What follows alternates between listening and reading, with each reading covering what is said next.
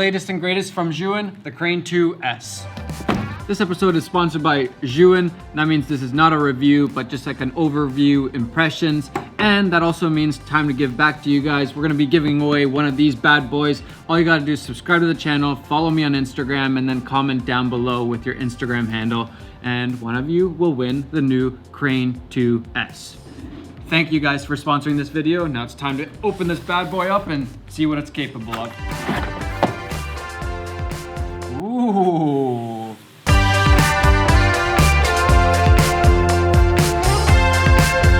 The reason why I'm pretty excited about this one is because this is the gimbal that I think most people are gonna wanna buy. It's like right in that sweet spot where it's not too big, but it can still handle the big guys, the Blackmagic 6K camera, the 1DX Mark II or III. You can put a lot of weight, a big size camera on here, but it's still like a nice compact setup. It's very practical still. I don't know if I'm just getting really good at setting up gimbals. I haven't done it for a really long time, but this was very easy. So I decided to just go all out and put the Blackmagic 6K camera on here with the Sigma 18 to 35mm lens, 1.8, great lens. And seems like it works perfectly fine. No problems fitting it on here or balancing it. First thing I noticed right away is this bigger cradle. Like, there's so much space, and that was always my biggest pet peeve with gimbals, is that the cradle space here up top was so small that even though the payload might be able to hold like a bigger camera, there just wasn't space to hold it, to put the camera in there. It'd be bumping into things, you couldn't balance it.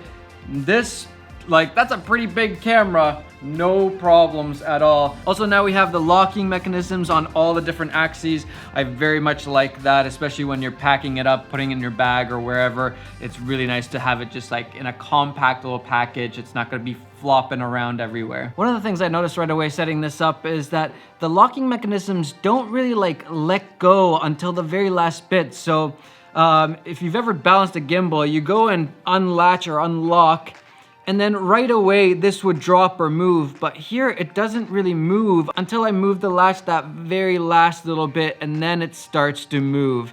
That makes it way easier to set up. I hate it when you just like unlock and just like falls right away. Same thing here, you unlock that first little bit, it's not moving anywhere until this last little bit, then it's actually moving. So halfway through, it's not moving. So as soon as you unlock it, it's not gonna be sliding around everywhere until you just move it to that last little bit. And you can actually also really easily go into vertical mode by mounting the camera up here instead of down here.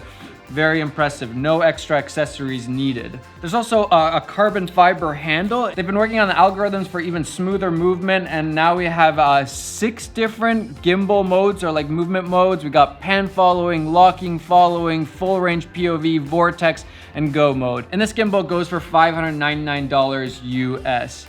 Now, enough talk about specs and all that, we gotta put it to use, but instead of just doing this by myself, and I don't even know what I would film by myself, I asked somebody who you guys know to help me.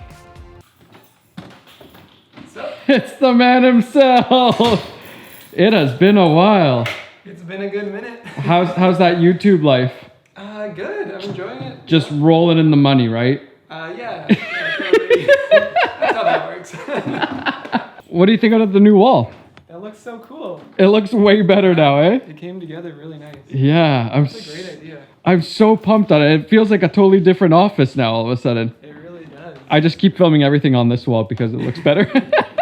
We're going to like the good old days of us testing out gear. It's been a while. Matt, have you been working up those biceps? Does it look like it's biceps? What do you think? First impressions? I mean, you just literally picked it up. It looks pretty legit. I don't know, it doesn't feel cheap. You know, like when you get like a cheap camera rig.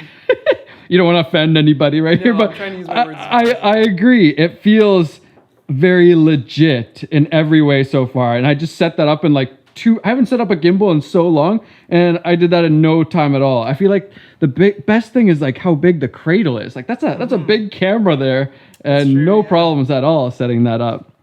It looks good too, like the gold on black. Yeah, not that it really matters, but it actually does look very, very nice.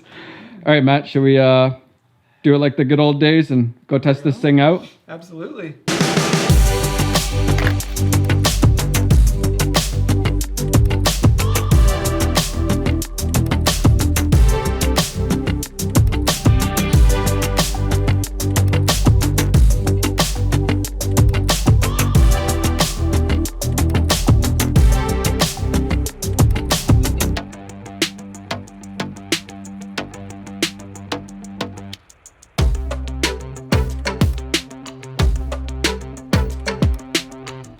Matt, have you missed this? Feels like the good old days. Yeah. I forgot how heavy these things were. My arms are so sore.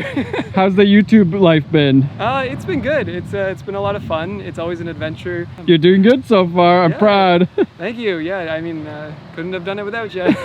But I do miss your biceps for these gimbal shoots. Not many people miss my biceps. But. Okay, so we've been shooting with the Crane 2S for a couple hours now.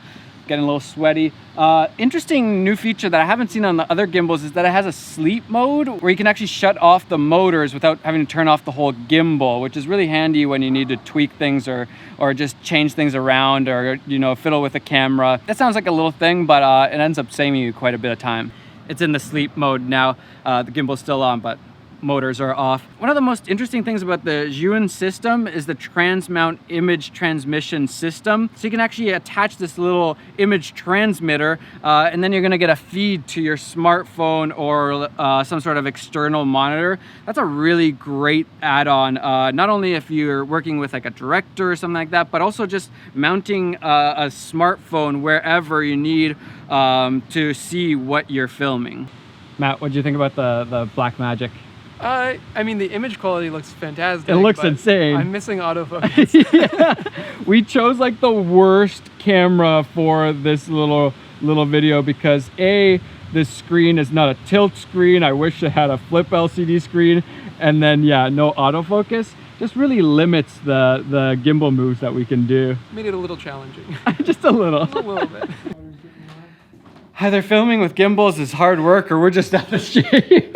I think both are true.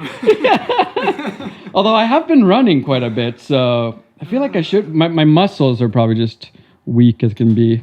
Matt, do you exercise? What? No. So that is the Zhiyun Crane 2S.